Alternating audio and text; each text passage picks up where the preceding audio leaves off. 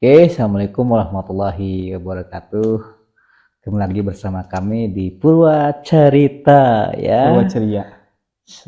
Masih di tempat yang sama ya, di tempat perkemahan di tengah hutan ya.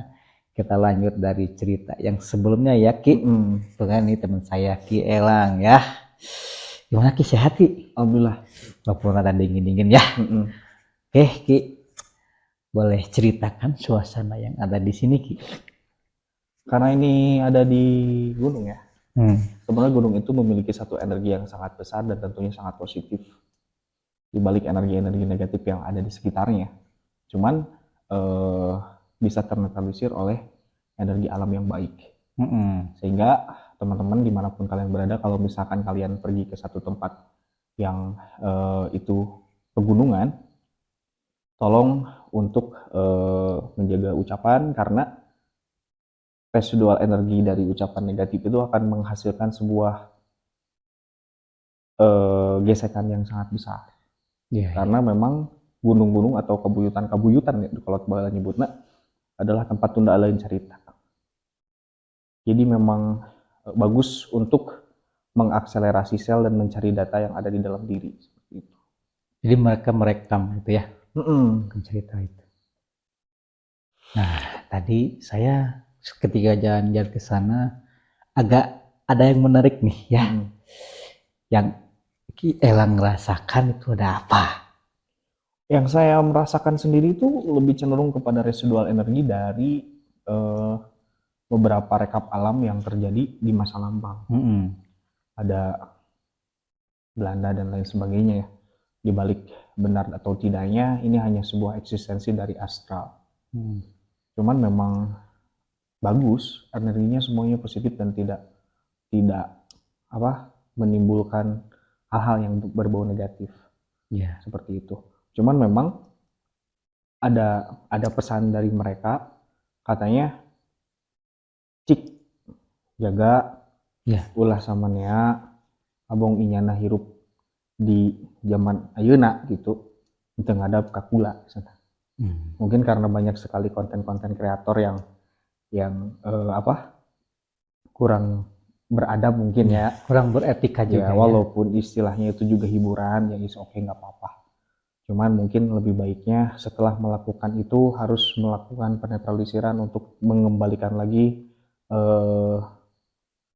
aura positif yang ada di sekitar tempat ini, karena yang kena efek bukan kalian yang jauh di sana tentunya, tapi warga dan masyarakat sekitar, seperti itu. Karena astral dan manusia itu memang hidup berdampingan dan nggak ada bentrokan. Jadi tolong jangan bikin seolah-olah kita tuh bermusuhan, seperti itulah. Jadi bikin sebuah konten kreator juga harus pakai adabnya, Harus ada langsung adabnya. tag langsung gimana gitu kan? Iya, karena efeknya adalah ke masyarakatnya sendiri. Ya. Apalagi kan misalkan di sini ada satu sentra yang dibuat untuk usaha misalnya, terus ada konten kreator yang bikin satu penelusuran dengan mengangkat sosok astral yang negatifnya, tentunya itu akan mempengaruhi dan orang kan jadi takut. Jadi mitosnya eta nama. Itu bahayanya tuh, Kang. Padahal di setiap tempat yang namanya keseimbangan itu ada. Jadi di balik energi negatif yang terlalu besar, pasti ada energi positif yang mengimbanginya. Dari leluhur, dari astral-astral yang ada di sana, dan ritus-ritus dulu yang sering dilakukan oleh leluhur kita. Seperti itu. Nah, di sini juga saya melihat ada sosok-sosok leluhur sih ya. Tapi mereka itu dominan ingin menjaga alam ini sebetulnya. Ya menghapuskan lah ke orang di apalagi alam yang asri ini ya. Yang rimbun ini jangan sampai dirusak. Apakah benar seperti itu? Ya. Jadi pesan mereka tuh seperti kula nu baheula kudu mengorbankan darah, ujung harus mengorbankan darah dan nyawa biar kalian hidup enak di zaman sekarang, kasarnya gitu. Walaupun aing teka sampak atau teka alaman, tapi kumaneh mah kudu ke alaman eta bagian sabab beurih geus kukula gitu. Jadi tolong hargai mereka yang sudah tidak ada. Seperti itu Kang Aswa. Kita harus melestarikan alam ini ya, Mm. menjaga kebersihannya gitu kan. Sehingga gitu. Terus juga tidak mengangkat mitos-mitos yang aneh-aneh gitu ya. Ya, karena biasanya leluhur kita tuh memberikan sebuah sindir sampir silut siloka dari sebuah mitos yang dikembangkan dan beredar di masyarakat. Karena di sana biasanya ada tertanam sebuah esensi yang mendalam tentang hidup dan bagaimana cara berperilaku manusia. Sebenarnya seperti itu. Cuman mungkin karena metodologi untuk membaca itu semua udah jarang kita ketemui, alhasil hal-hal yang berbau asal itu selalu tidak bisa seolah-olah tidak bisa selaras dengan apa ya, dengan kehidupan nyata. Iya. Karena hebatnya leluhur kita tuh seperti itu. Jadi ketika misalkan mereka melakukan sebuah ritus seperti penanaman sebuah pohon yang harus memberikan sebuah persembahan, tujuannya adalah untuk menjaga entitasnya. Iya. Jadi astral itu tau ngaganggu ka urang, tah maneh tetep di dieu gitu, pangjagakeun ieu. Seberharganya satu pohon itu gitu. Iya. Makanya harus mencit domba, mencit sapi. Bayangkan berapa ekor hewan-hewan yang ditumbalkan, dan tentunya itu kan pakai uang mungkin belinya ya untuk satu pohon aja. Nah, secara esensi dan moral yang ditanamkan adalah nyaeta mahal teh. Iya. Kahirupan teh cikahuripan teh sama hal eta ya, tolong jaga dan ropea dengan baik gitu. Ya, saya jadi teringat cerita orang tua dulu yang menanam sebuah pohon seperti pohon beringin gitu ya. Mungkin kalau di zaman sekarang beringin itu caringin itu jadi angker gitu kan. Ya. Tapi disalahkan pohonnya gitu kan. Bukan. Kenapa harus alam yang disalahkan gitu? Enggak. Iya kayak gitu. Nah, secara fungsional pohon beringin itu adalah pohon yang banyak menyerap air. Iya. Makanya dia kan pohonnya biasanya kalau udah beratus-ratus tahun itu besar ya. Iya. Dan insya Allah kalau misalkan ada suatu daerah yang ada pohon beringinnya, dia nggak bakalan kekeringan biasanya. Karena dia nyerap airnya banyak. Nah, leluhur kita memahami itu dan menjaga pohon itu untuk keseimbangan apa ya, antara yin dan yang. Alhasil energi-energi negatif memang disuruh disimpan di sana. Tujuannya ya biar terjaga pohonnya, biar asli, biar gak rusak dan ditebang sembarangan sih, seperti itu. Iya seperti itu. Kembali lagi di suasana daerah perkemahan ini ya. Saya tadi agak ada sedikit rekaman cerita. Ada orang-orang yang sedang disiksa. Iya. Gitu.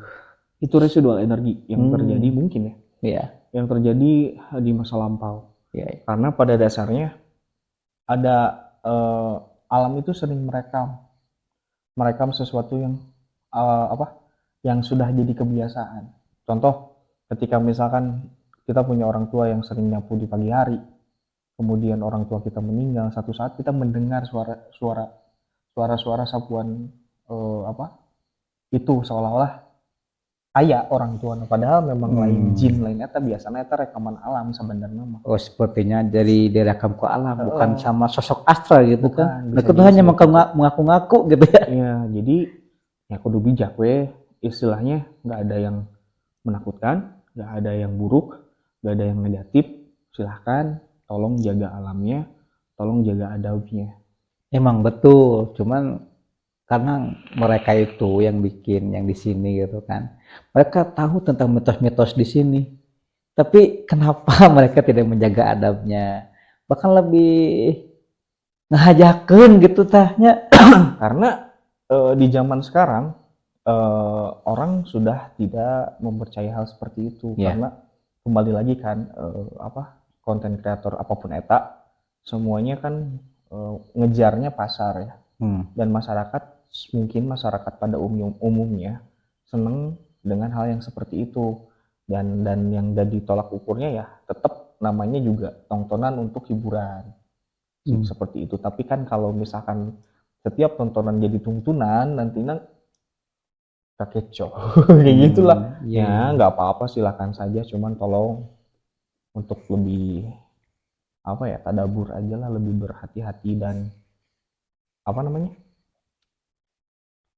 dan lebih mawas diri aja gitu, karena astral jin apapun itu mereka tidak memiliki kemampuan untuk melukai atau mencelakai manusia, kecuali manusianya itu sendiri yang celaka oleh sifat dan perilakunya.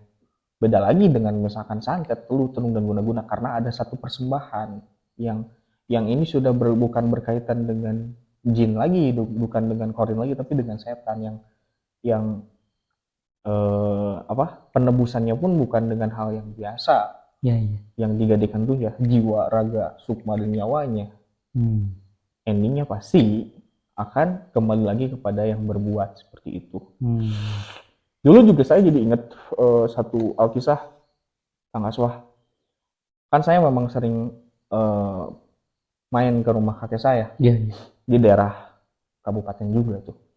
Saya sering main di sana dan ada satu langganan saya yang jualan cuanki. Tahu kan? Yang di tok gitu ya. Nah, saya sering beli itu. Satu waktu beberapa bulan saya nggak pulang.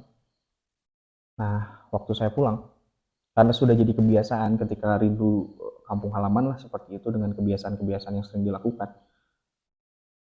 Pas pada maghrib Kang Aswah, pada maghrib biasanya si mamang yang saya langganan ini namanya Mang gitu ya. Sok beli itu datangnya emang dagangnya setengah 6 maghrib biasanya, dan saya sok nungguin. Nah saya tungguin nggak ada, gitu kan? Kemana nih si mamang kan gitu? Ya udahlah, saya istirahat seperti biasa, ngerokok, ngopi dan lain sebagainya. Tiba-tiba pas jam 11 malam, pas bisa jam 11 malam, saya denger suara tuk gitu. Suara apa namanya? Kolotoknya keluar kan? Wah si mamang anu gitu. Saya lihat nih, Mang beli gitu. Dia turun loh. Biasa, seperti biasa aja. Kayak seperti biasa aja gitu. Cuman memang ada yang sedikit ganjil. Yang saya lihat, kenapa si mamang ini pucet gitu. Wajahnya tuh. Saya nanya, Mang, gering? Dia bilang, dia cuman gak berekspresi, biasa aja gitu. Kayak. Terus nanya, ladaan itu, gitu. Dengan ekspresi yang sedatar mungkin. Udahlah sok ke mau mamang biasa cebanen gitu kan. Jam 11 malam. Jam 11 malam. Tapi tenganyuknya. Tapi aneh kok Anda bisa pengen cuan ke jam 11 malam. Lapar Bang. Gitu ya. Karena gak jadi kebiasaan. Oh siap, cina katanya gitu kan. Kita di ladangan tuh ngobrol-ngobrol lah. Cuma sehat di lembur. Sehat. Terus balik Can. Acan, ya gisen hayang balik. Tapi can balik. Nah, teuing gitu. Lah. Kan mikirnya orang tuh. Si Mang ini sebutlah aja Mang Aceng. Mang Aceng nih kenapa? Kan orang tuh mikirnya kayak mungkin dia lagi ada masalah. Ya udahlah tenang naon. Anjir. Biasa gitu kan ngobrol biasa, gak lama. Kan dari pos ronda ke rumah. Saya tuh gak jauh lah. Kayak mungkin 20 kakian lah. Tuh. Si Mamang ronda. Dia kan nyorot center kan? Nyorot centerin gitu kan. Terus tiba-tiba teriak ya. Allahu Akbar. Bilang kan gitu ya. Aing kaget dong. Secara otomatis orang ngelirik gitu. Naon Mang gitu kan. Lari dia tuh. Tunggang langgak. Kayak lihat setan gitu kan. Lah anjing cek aing teh. Kunaon gitu ya. Pas ngelirik. Itu si Mang Aceng eueuh anjir. Jadi si Mang Acengnya gak ada loh. Mah duitnya ngeceban udah kebayarkan gitu. Si duit tuh 10.000 tuh udah dikasihin. Dan si Mang Acengnya gak ada. Memang rada kaget dan terheran-heran gitu ya. Kayak anjir kemana gitu. Penasaran kan? Nah udahlah. Jadi kemudian balik ting kumaha lah gitu kan. Dan nanya-nanya tuh naon-naon. Balik ke rumah gitu kan. Karena Aki Uing almarhum tuh. Sekarang udah meninggal si kakek tuh. Sama si Ma udah tidur. Besoknya ketemu sama si Pamaman yang ronda kemarin teriak. Nanya. Kan gitu. Bang, kunaon Mana kemarin kaget Iya. tanya tuh gitu. Isya ngobrol jeung saha? Jeung si Mang Aceh. Nyaon teu? Nah, kunaon gitu. Geus ternyata si Mang Aceh teh geus 40 harinya dia meninggal. Innalillahi wa inna ilaihi raji'un kan. Ternyata geus 40 harinya dia meninggal. Iya. Kata si Mang Maman. Dan kan gue geus kayak heueuh gitu kan. Percaya jeung teu percaya sok tok kita juga lihat Iya. ngobrol malah mah duit lagi dicopot gitu kan. Lah, cika teh aslina kan kaget. Asli. Terus kunaon Mamang bet lari. Iya. Terus dia bilang, orang ningali si Aceng. Sukuan cuman segini doang. Iya. Jadi pas dia lihat dari jarak jauh tuh si Mang Aceng tuh nggak ada badannya kok. Iya. Jadi cuman bukan nggak ada Setengah badannya. badan gitu. Nggak ada kakinya yang layang. Oh. Gini aja. Kaget anjir. Lah kok aing teh ningali itu kan. Gue nggak ngeliat eta. Ada emang lari sampai terlanjut meronda. Iya. Ya, untuk ngapalidasi eta kan orang nanya beberapa orang ternyata memang almarhum udah meninggal sejak 40 hari ke belakang katanya. Eta teh pas tepat 40 hari. Hari Sabtu kalau nggak salah. Yang mitosnya senah cokolot bala orang yang meninggal hari Sabtu biasanya suka nyari temen. Iya. Biasanya. Iya, Ya kan? mitosnya itu. Biasanya gitu kan? Saya suka dengar. Jadi ketika dia meninggal harus ada gebog cau. Iya. Jadi ditutup nanti lain ku papan sana. Gebog cau. Tapi kan mitos gitu Iya. kan. Yang mungkin itu adalah eksistensi dari astral atau korin si almarhum ini. Iya. Karena korin ini memahami sikap, prinsip, perilaku orang tersebut. Direkamnya. Direkam sehingga ketika orang ini meninggal dia mengimplementasikan sebuah harapan, Nafsu. keinginan, nafsu yang belum tertuntaskan. Iya, iya. Nah itu yang jadi merakahyangan karena ruh mau balik ke Allah gitu, Iya. balik ke Tuhan. Nah inilah yang menjadi kegaduhan. Padahal tujuan dia tuh memang saya tidak meridoi mungkin ya teman saya atau mungkin apa ya manusia yang serupa dengan saya mati dengan keadaan seperti ini. Yes. Kayak gitulah intinya kayak gitu. Dan ya udahlah nggak apa-apa. Dari sana memang rada kaget. Oke, unik, sering sekali terjadi hal-hal seperti itu di daerah saya tuh. Ini yang jadi pertanyaan, kenapa Ki Elang nggak sadar gitu? Kok bisa-bisanya jam 11 minta cuan Ki, ada orang datar seperti itu. Nah, Lempengnya sama-sama lempeng. karena memang gitu. Ya nggak tahu ya. Dulu juga dari kecil boleh tanya sama orang tua gitu. Saya tuh memang suka lihat astral tuh kayak manusia. Jadi kayak apa ya? Mereka tuh kayak manusia aja. Nggak ada bedanya dengan apa gitu ya? Cuman nggak selalu dulu mah nggak selalu ketika saya pengen lihat atau mungkin saya nggak mau lihat gitu, pasti bakalan terlihat. Cuman ketika saya belajar untuk mengolah, jadi saya bisa tahu ketika saya mau atau ketika tidak mau kayak gitu.